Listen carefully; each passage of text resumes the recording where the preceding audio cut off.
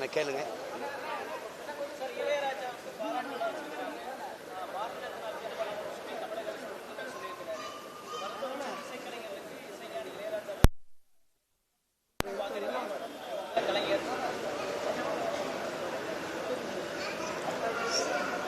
சாதாரணமாக சொல்கிறாப்புல நல்ல கலைஞர்னு. இல்லை இல்லை, அப்பா அவர்களுக்கு பாரத ரத்னா விருது கொடுக்கறதுல அதை விட எங்களுக்கு என்ன ஒன்றும் பெரிய பெருமை. அதை விட அதில் ஒன்றும் இல்லை. விளையாட்டு வீரர் சச்சின் டெண்டுல்கருக்கு கொடுக்கும்போது அவர் துறையில், இசைத்துறையில் அப்பா அளவுக்கு சாதனையாளர்கள் இதுவரை இல்லை. அப்போ அவருக்கு கொடுக்கறதுல பெருமை தான். வருத்தம் இருக்குது. இப்போ எனக்கெல்லாம் தனிப்பட்ட முறையில் வருத்தம் இருக்குது. நீங்கள் ஒரு விளையாட்டு வீரருக்கு கொடுத்த சச்சின் டெண்டுல்கர் அவர்களுக்கு கொடுத்த மரியாதையை என் பாட்டன் விடுதலை போராட்ட வீரன் வாவு சிதம்பரனாருக்கு தரலையே. ஒரு பெரும்பாவலன், விடுதலை பாவலன் பாரதிக்கு கொடுக்கலையே. அது ஒரு தமிழ் மகனாக எனக்கு பார்க்கும்போது, வரலாறை பார்க்கும்போது நான் அவமதிக்கப்படுறதை தான் நான் உணர்வேன். சச்சின் டெண்டுல்கரை விட பாரதியும் வாவுசியும் ரொம்ப இழிவாக போயிட்டாங்களா என்ன சொல்லுங்கள் நீங்கள். அப்போ அந்த விருது மேலே எனக்கு மதிப்பு இல்லாமல் போயிடுச்சு. இப்போ நீங்கள் பரிந்துரைக்கிறீங்க, எங்கள் அப்பாவை கொடுத்தா சரின்னு சொல்லிட்டு போவான், மகிழ்ச்சி அடைவான். அப்போ அதில் ஒன்றும் பெருமை இல்லை. அவர் தமிழ் மக்கள், உலகமெங்கு வாழ்கிற தமிழ் மக்களால் கொண்டாடப்படுகிறாங்கல்ல. நாங்கள்லாம் அவரை ஒரு இசையமைப்பாளராக பார்க்குறது இல்லை, இசை இறைவனாக தான் பார்க்குறோம். ஒரு இசையமைப்பாளருங்கிறவர் இந்த குறிப்பிட்ட படத்துக்கு தான் இசையமைக்க முடியும், குறிப்பிட்ட இதுக்கு தான் இருக்கும். அவர் இசையை அருள்வார். அதனால தான் இசை இறைவன் சொல்கிறோம். உங்களுக்கு புரியுதுன்னு நினைக்கிறேன். அப்படிப்பட்ட ஒரு இது அவர் பெயரில் விருது கொடுக்கறதுங்கிறதுல எனக்கு பெருமை. முதல்ல நான் கேட்டேன் எங்கள் அப்பாட்ட, நான் தான் பாராட்டு விழா எடுக்கிறதா இருந்தேன். நான் இல்லைடா அரசு செய்து சரி சொல்லிட்டாரு, அதுக்கு இடையூறு செய்யணும்னு விட்டுட்டேன். ஆனால் நானும் எடுப்பேன். யார் எப்படி பாராட்டுறான்னு ஒரு தடவை பாருங்கள் நீங்களும். இப்போ 6 மாதத்துக்கு தேர்தல் வர்றதுனால முடிச்சிடுச்சு. அப்போ கேட்டேன், அப்புறம் அது இருக்குதுன்னொன்னே சரி அரசு செய்யும்போது அது பெருமைக்குரியது, அதில் போய் நம்ம தொல்லை பண்ணுவோம். நான் அதை செய்யாதவங்க இப்போ இன்னைக்கு பாராட்டு செஞ்சு அதை பாரத ரத்னா விருது கொடுக்கணும்னு சொல்கிறவங்க, அவர் பேரில் விருது கொடுக்குறோம்னு சொல்கிறவங்க அதை செஞ்சுருக்கணும். மதிப்புமிக்க திரைக்கலைஞர்களை நீங்கள் ஒரு நாட்டின் அடையாளமாவது கொண்டு போய் அங்கே நிறுத்திருக்கு. எங்கள் அப்பாவுக்கு நீங்கள் திராவிட கட்சிகள் கொடுத்துருக்கணும்ல. முற்போக்கு பேசணுங்க, தாழ்த்தப்பட்ட ஒடுக்கப்பட்ட மக்களுக்காக நிற்கிறோம்னு சமூக நீதியெல்லாம் பேசணும். நீங்கள் ஏன் கொடுக்கல? பதில் வச்சிருக்கீங்களா? அதனால் அவங்க கொடுக்கும்போது நம்ம எதிர்க்க முடியல, வழி இல்லாமல் ஏற்கிறோம். நீங்கள் ஏன் செஞ்சுருக்கணும்? நீங்கள் காங்கிரஸ் எங்கள் ஐயா நடிகர் திலகத்து செஞ்சிச்சு. நீங்கள் எங்கள் அப்பா பாரதி ராஜா போன்ற கலைஞர்கள், அப்பா இளையராஜா போன்ற பெரும் மதிப்புமிக்க திரைக்கலைஞர்களை நீங்கள் கௌரவிச்சிருக்கணும், பெருமைப்படுத்தியிருக்கணும். செய்யலை. வட இந்தியாவிலலாம் அவங்க ஹேமாலினி போன்றவர்களுக்கு, மற்ற அமிதாப் பச்சன் போன்றவங்களுக்கெல்லாம் செய்கிறாங்க. நீங்கள் அப்படி செய்யலையே. அப்போ பாரதிய ஜனதா செய்துன்னா ஏன் செய்கிறாங்க நம்பி கேட்க முடியுமா? என்ன பசின்னு கேட்கும்போது திருடிட்டு ஒருத்தன் தட்டில் சோறு போட்டாலும் பசிக்கு சாப்பிட தான் சொல்லி திருடிட்டு வந்துட்டா அப்படின்னு நான் சொல்ல முடியாதுல்ல. அதனால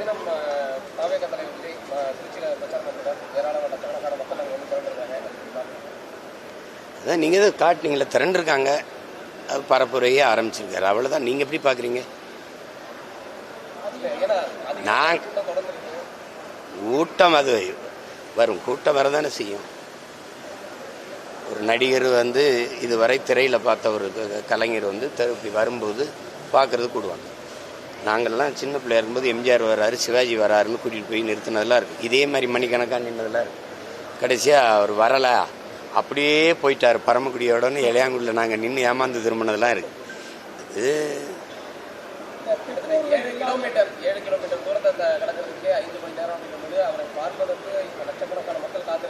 அது வரும். இப்போ சகோதரர் அஜித் இறக்குனீங்கன்னா இதை விட கூட்டம் வரும். என்ன பண்ணலான்னு சொல்லுங்கள்.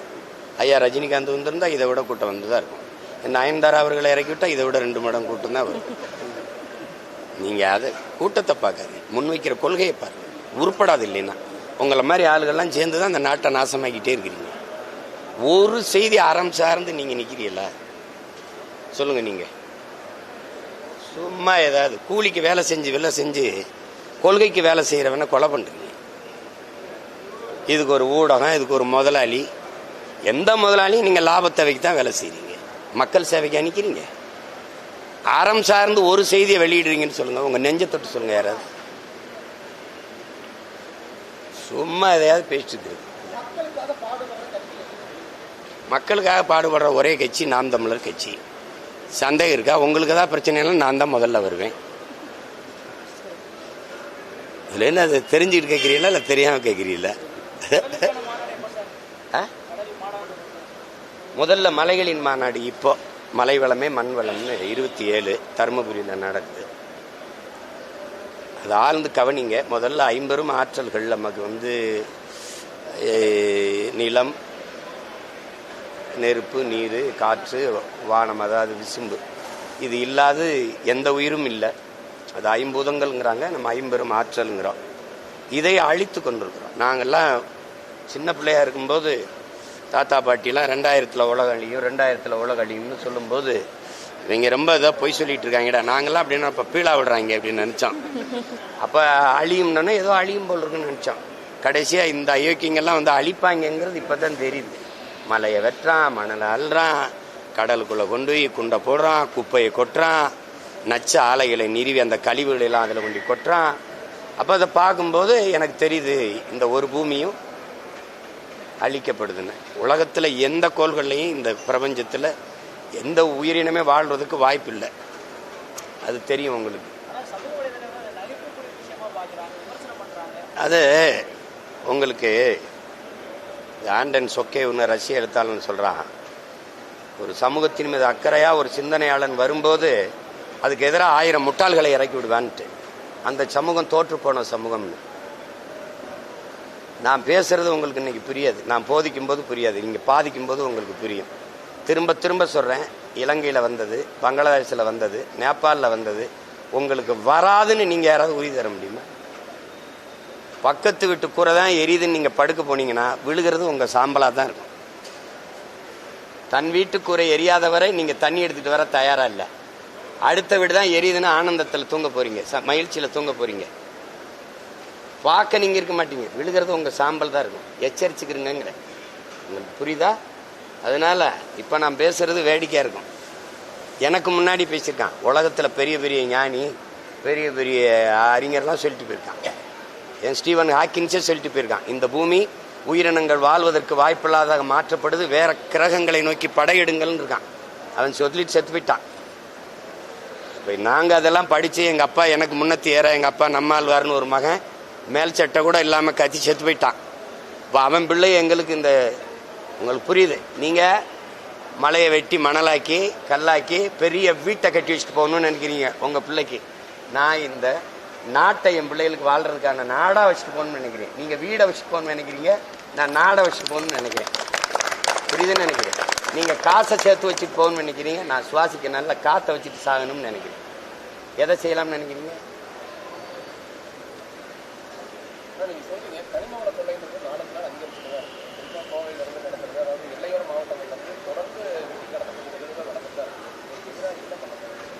ஒரே வழி என்னை அதிகாரத்தில் அமர வைக்கிறது தான், வேற வழியே கிடையாது. இது நீங்க என்கிட்ட கேட்குறீங்கல்ல, நேற்று ரொம்ப கூட்டம் வந்துச்சுங்களா, அவர்கிட்ட கேளுங்கள. அதை பற்றி பேசி போராடிக்கிட்டு இருக்கவன்ட்டே கேள்வி கேட்குறீங்களே. மலைனா என்னன்னு சொல்லுங்க. என் தாயின் மார்பு மாறி பூமி தாயின் மார்பு மலை. என் தாயின் மார்பிலிருந்து பால், பூமி தாயின் மார்பிலிருந்து அருவி. என் தாயின் மார்பில் வந்தது எனக்கு மட்டும், பூமி தாயின் மாரில் உலக உயிர்களுக்கான பால். புரிஞ்சுக்கிடுச்சா? இன்னும் வேற ஏதாவது விளக்கம் வேணுமா? ஆறுங்கிறீங்க, ஆறை பிரசவித்த தாயாரு அருவி, அருவியை பிரசவித்த தாயாரு மலை. மலை அறுத்து காசா யாராவது விற்கிறதுன்னு சொல்லுவானா? பால் ஓட்டின தாயின் மாற அறுத்து சமைச்சா நல்ல கறியா இருக்கும்னு எவனாவது ஒரு மகன் சிந்திப்பானா? ஆனா நீ சிந்திக்கிறிய. இந்த மலையை வெட்டுனா கல்குவாரி கிரஸ்டர் போட்டு, இதுல குவாரி ஓனர் வேற இவரு.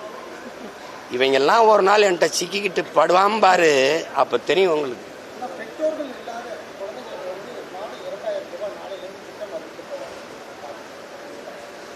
ஏன் பெற்றோர்கள் இல்லாது போனார்கள்? நீ குடிக்க வச்சு கொண்டதுனால தானே. என்னை பாருங்க, கேள்வியை கேட்டு குனியாதிய. பெற்றோர்கள் ஏன் இல்லாது போனார்? அதுக்கு பதில் இருக்கா?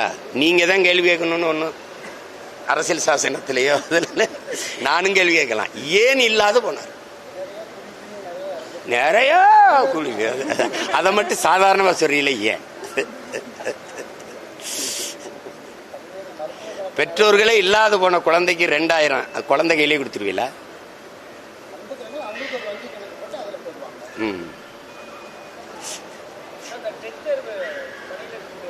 டெட் தேர்வுக்கு ஒரு டெட் போடணும், அது வந்து தான் போடணும். அவன் தான் படித்த ஆசிரியராக தேர்வாகி வந்து பணி செய்கிறவன மறுபடியும் தேர்வு எழுதுன்னு திரும்ப திரும்ப கேட்குறேன். எழுத சொல்கிறவர் என்ன தேர்வு எழுதுனார்? தல்றாது எழுத சொல்லியிருக்காருல்ல, டெட் எழுதுன அவர் என்ன தேர்வு எழுதுனார்? நல்லா சத்தமா சொல்லுங்க. அப்புறம் செய்தித்தாளே படிக்காதவன் தான் இங்க தினம் செய்தி ஆகிட்டு இருக்கான் தம்பி. அதே ஆண்டன் சொக்கேஸ்வரர் ரஷ்ய எழுத்தாளர், இந்த தோற்று போன சமூகத்துல தேவையற்ற செய்திகளை தலைப்புச் செய்தி ஆகடாங்கிறான். அதை தான் நீங்க எல்லாரும் பண்ணிட்டு இருக்கீங்க. இப்ப நீங்க கேட்ட கேள்வி தேவையானது, அதை போடுங்க தலைப்புச் செய்தி. அதுக்கு என்ன செய்யலான்றீங்க?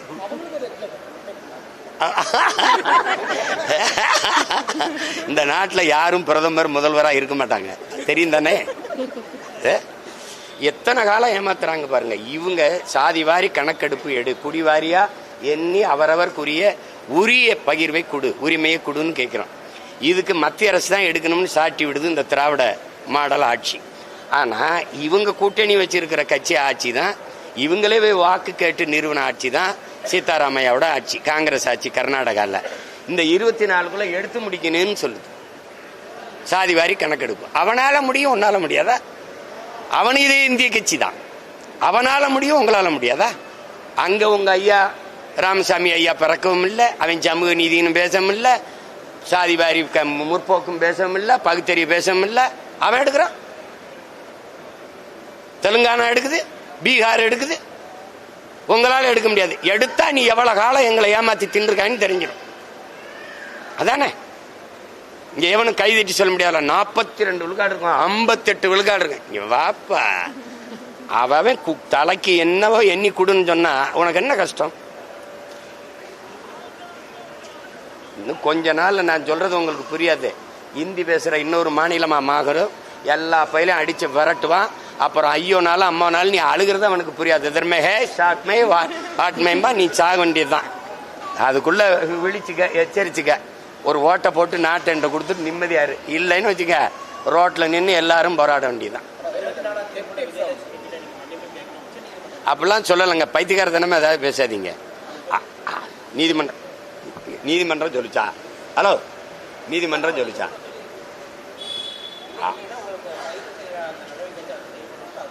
யார் சொல்லியிருக்கு?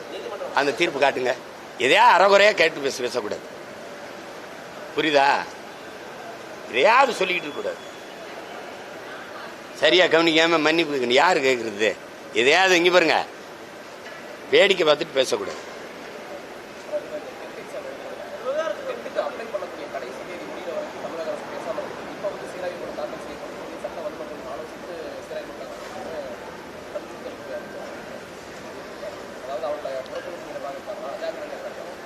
முதல்ல செஞ்சிருக்கணும்.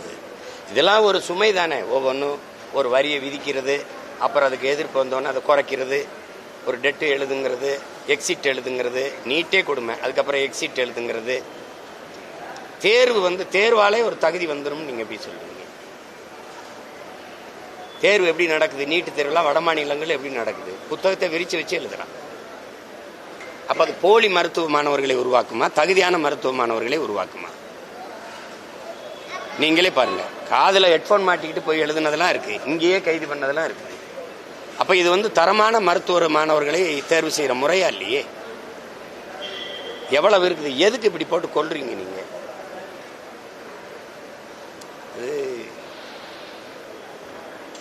இந்த நாட்டில் பிறந்ததை தவிர இந்த நாட்டு குடிகள் எந்த பாவமும் செய்யல, எந்த பிள்ளையும் செய்யல. ஏன் இந்த கல்வி, இந்த வேலை வாய்ப்பெல்லாம் இந்த நாட்டில் மட்டும் இவ்வளவு பெரிய சுமையா இருக்கு? விரும்பிய கல்வியை கற்க முடியாது, கற்றதுக்கு வேலையை பெற முடியாது. இதெல்லாம் ரொம்ப கொடுமையா இருக்குது. இது சர்வாதிகார ஆட்சி முறைன்னு சொல்லிட முடியாது, இது கொடுங்கோன்மைன்னு தான் சொல்ல முடியும். சர்வாதிகாரம்ங்கிறது ஒரு நேர்மையாளன் சர்வாதிகாரியா தான் இருக்க முடியும். ஆனால் இது சர்வாதிகாரம் இல்லையே, இது கொடுங்கோன்மையா இருக்கு.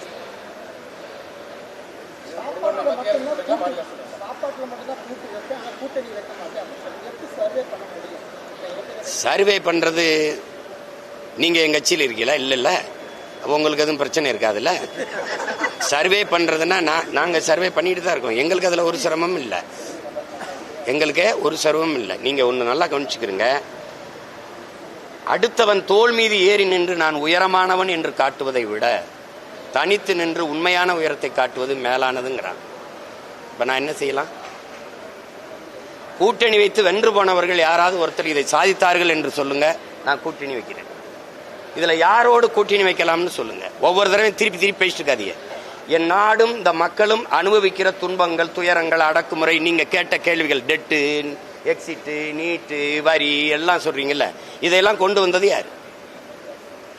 1,00,000 போராட்டங்களுக்கு திராவிட மாடல் ஆட்சி அனுமதி கொடுத்திருக்குன்னு நாட்டின் மாண்புமிக்க முதலமைச்சர் அவர்கள் சட்டசபையில பேசுனது இருக்கா இல்லையா சொல்லு? அப்படின்னா 1,00,000 பிரச்சனைகளை இந்த நாட்டு மக்களுக்கு நீங்க கொடுத்திருக்கீங்கிறது உண்மையா இல்லையா? இன்னைக்கு அணு உலை, இன்னைக்கு இந்த வரி விதிப்பு, மின்கட்டண உயர்வு, சொத்து வரி உயர்வு, இன்னைக்கு இருக்கிற இந்த இவ்வளவு துன்ப துயரங்கள் எல்லாம் தனியார் மயப்படுத்தப்பட்டு, எல்லாம் ஆசிரியர் தேர்வு எழுதிட்டு பணி நியமனத்துக்கு காத்திருக்கிறது, பகுதி நேர ஆசிரியர்கள் பணி நிரந்தர பணிக்காக போராடுவது, பழைய ஓய்வூதிய திட்டத்துக்கு போராடுவது, எத்தனை லட்சக்கணக்கான பிரச்சனை. அத்தனைக்கு மனு வாங்கின மகன் நான் இருக்கேன். கண்ணீரோடும் கவலையோடும் கைகளில் மனுக்களை நீட்டிய தாய்மார்கள், தந்தையர்களுடைய மனுக்களை வாங்கின மகன் நான் இருக்கேன். இத்தனை பிரச்சனைகளை நிலத்தது. மீத்தேன் எடுக்கிறது, ஹைட்ரோ கார்பன் எடுக்கிறது, காவிரி நதிநீர் உரிமை பறிபோனது, இந்தி திணிப்பு, மாநில கல்வி உரிமை, மாநில உரிமை, அதை தூக்கி மத்திய பொதுப்பட்டியல் கொண்டு போனது, கச்சத்தீவை பறிகொடுத்தது, மீனவர் படுகொலை சகித்துக் கொண்டது. இத்தனை துயரங்களின் தந்தது யார்? ஒன்னு காங்கிரஸ், ஒன்னு பாரதிய ஜனதா, ரெண்டுல ஒண்ணு தானே. விடுதலை பெற்ற 79 ஆண்டுகால ஆட்சியை அரை நூற்றாண்டு ஆண்ட கட்சி எது? கச்சத்தீவு பறிகொடுத்த கட்சி எது? காவிரி நதிநீர் உரிமையை பறிகொடுத்த கட்சி எது? கல்வியை போது அங்க மத்திய அரசு உரிமை தூக்கிட்டு போனது யாரு? மின் உற்பத்தி விநியோகத்தை எடுத்துட்டு போனது யாரு? மருத்துவ உரிமை தூக்கிட்டு போனது யாரு?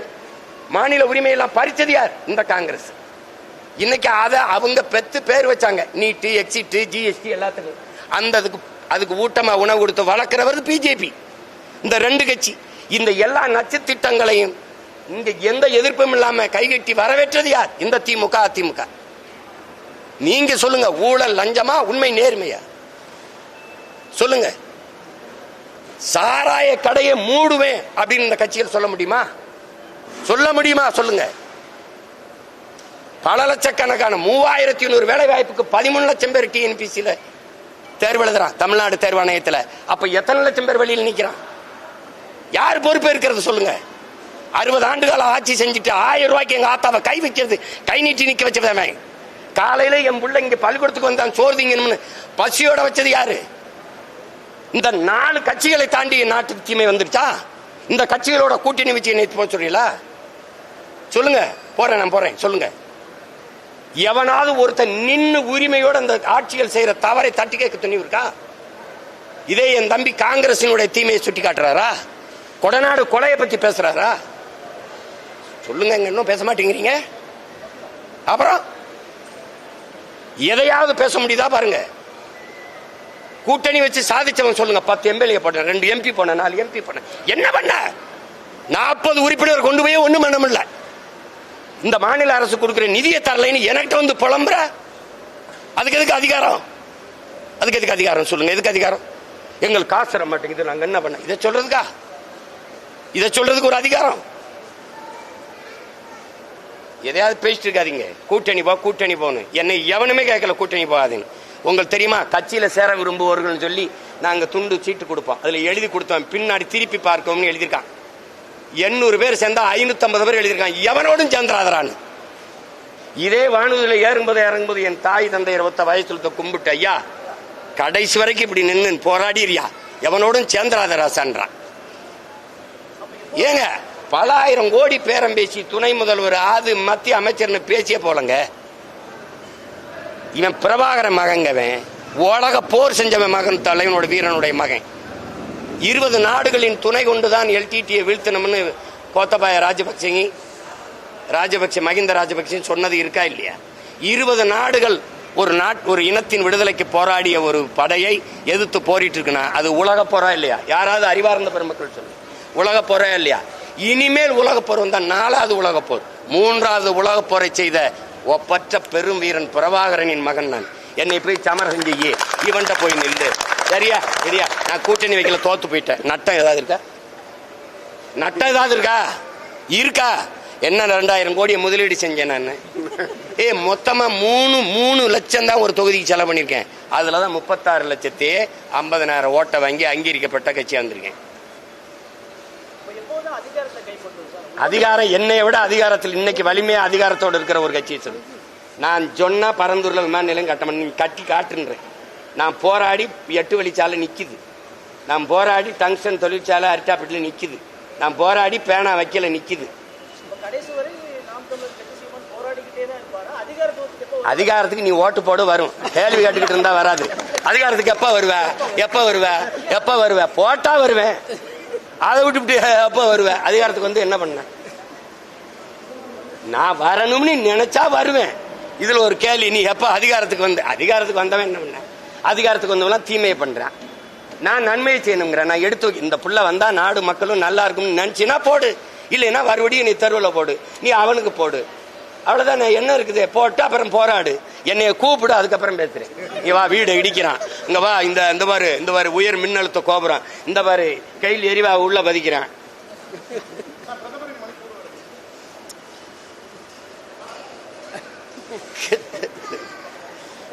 போகணும்னு நினைச்சிருப்பாரு, போயிருப்பாரு. இதெல்லாம ஒரு கேள்வி. பத்தி எரியும் போது தெரியல அமைதியான மணிப்பூர் ஆக்கணும்ட்டு.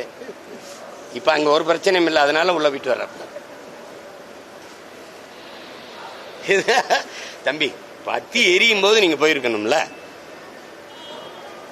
அருணாச்சல பிரதேசம்னு ஒண்ணு இருக்குல்ல, நடு மாநிலம் இருக்குல்ல, அங்க நின்று ஓட்டு கேட்டு வர சொல்லுங்க பாப்போம். ஏன்னா சீனாக்காரன் என்னதுங்கிற மாநிலமே.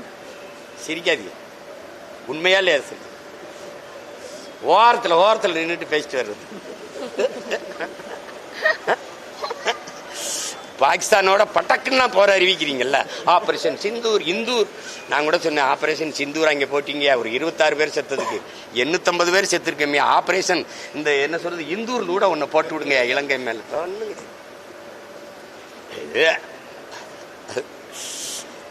தம்பி, இப்ப வேடிக்கை தான் தம்பி தெரியும். ஏன்னா எங்க முன்னோர்கள் பேசினத ஒண்ணு நீங்க கவனிச்சு பாருங்க. பாலை விற்பது போல தண்ணீரை விற்பார்கள்னு ஒருத்தர் பேசியிருக்காப்ல. இந்த விளைநிலங்களை எல்லாம் இந்த மக்கள் வீட்டு மனைகளாக்கி விற்பார்கள். புறாக்கள் கூடு கட்டி வாழ்வது போல ஒரு நாள் இந்த மக்கள் வீடு கட்டி வாழ்வார்னு ஒருத்தர் பேசியிருக்காப்ல. எங்க தாத்தா தெய்வ திருமகன் முத்துராமலிங்க தேவர் அன்னைக்கு பேசும்போது முன்னாடி இருந்தவன் என்ன நினைச்சிருப்பான்னு பாருங்க. இவர் என்ன பைத்தியம் போயிட்டார, என்ன தண்ணியை விற்பான்றாப்ல. இன்னைக்கு அவர் இல்ல, அவர் பேர பிள்ளைய நாங்க என்ன பாடுபடுறோம்னு தெரியுது. விளைநிலங்கள் எல்லாம் விளைநிலங்களா மாறிடுச்சு. இப்ப கடைசி என்ன பண்ணோம், ஏர்போர்ட் இருக்கும், பேருந்து நிலையம் இருக்கும், வேகமா போறதுக்கு எல்லாம் இருக்கும், சோத்துக்கு ஒன்றும் இருக்காது. இந்த ஏர்போர்ட் கட்டியாச்சு, விளைநிலத்தை இடிச்சு கட்டியாச்சு. மறுபடியும் எப்படியாவது பசிக்கு விவசாயம் பண்ணி சாப்பிடலாம்னு இந்த ஏர்போர்ட் அழிச்சிட்டு விளைநிலமா மாத்திருவீங்களா? எவன்டையும் பதில் இருக்காது. ஆனா சிரிக்க தெரியும், கேவலப்படுத்த தெரியும், கேள்வி பண்ணிக்க வாய்ப்பில்லை. ராஜா தான்.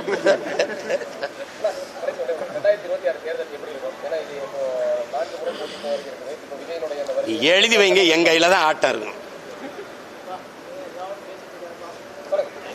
எப்படி பார்த்தாலும் என்கிட்ட தான் ஆட்டம் இருக்கும். இங்க எல்லாரும் எந்த தலைவனும் இதயத்திலிருந்து மனசிலிருந்து மக்களின் வலியை மக்களின் பிரச்சனையை பேச மாட்டான். எல்லாம் ஒரு முழு தாளில் எழுதி வச்சுட்டு பார்த்து படிக்கிறவன், பார்த்து பரீட்சை எழுதுற மாணவன் நல்ல மாணவனா, படிச்சுட்டு வந்து தேர்வு எழுதுற மாணவன் நல்ல மாணவனா?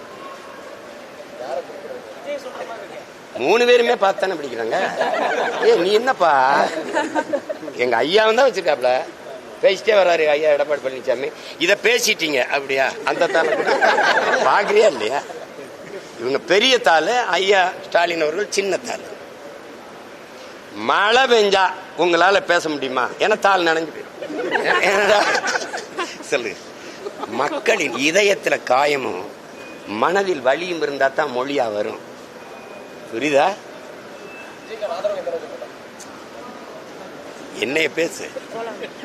நீ இங்க வர அது எந்த அளவுக்கு இருக்குங்கிறத அவர்கிட்ட பேசு. அவரை ஒரு தடவை இப்படி நிக்க வச்சு இத்தனை கேள்வி இவ்வளவு நேரம் 1/2 மணி நேரம் நிக்கிறேன்ல, சிரிக்காத. வரமாட்டேங்கிறாருன்ற நேர கோட்டைக்கு வரேன்னு மட்டும் சொல்றாருல, என்னவே கேள்வி சிக்கனா சீமான்னு வச்சு செய்வியா? சொல்லு வேற என்ன?